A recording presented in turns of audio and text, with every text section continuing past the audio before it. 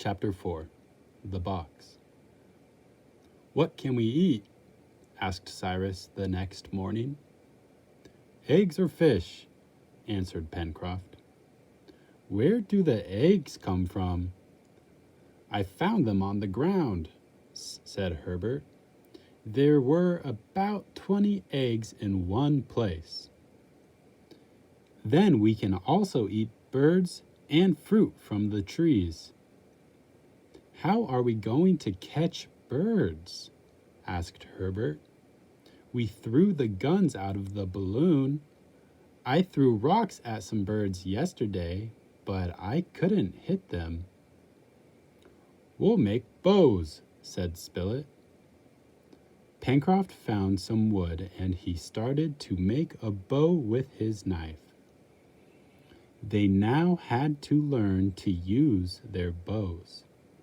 Spilett and Herbert were the best bowmen, and birds were often on the dinner table after that. They cooked their food over an open fire, and they always watched the fire. It never went out. "We're doing well," said Spilett after the first days. "But what other things will make life easier for us?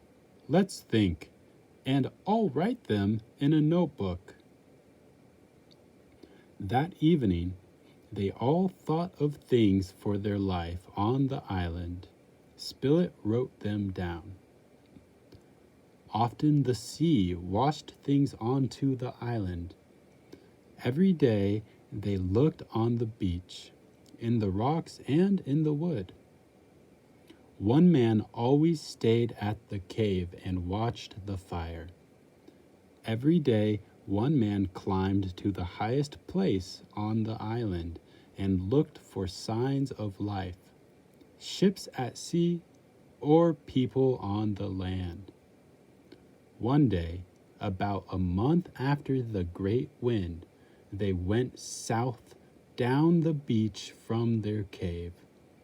They left Spilett at the fire. Herbert ran in front of the men. Then he came back and shouted excitedly, "Come and see! Come and see!" And there, on the beach, was a big box. "Did this come from a ship?"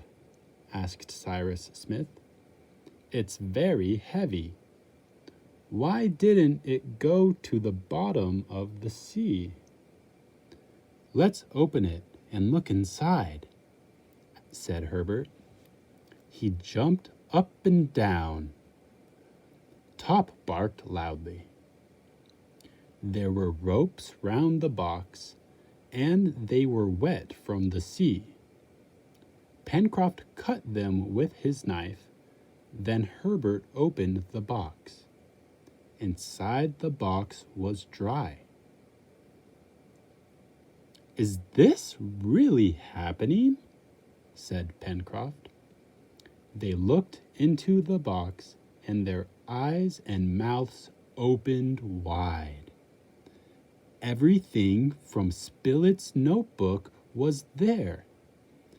Now they could cook, fish, write, fight, and build. There were clothes in the box, too, and some coffee.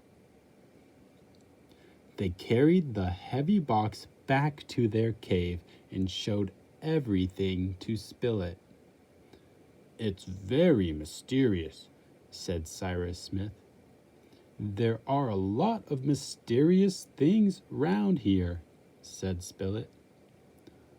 "But who put these things into the box, and why?" asked Cyrus. Nobody had answers. They had a good dinner that evening. They made coffee and talked for a long time.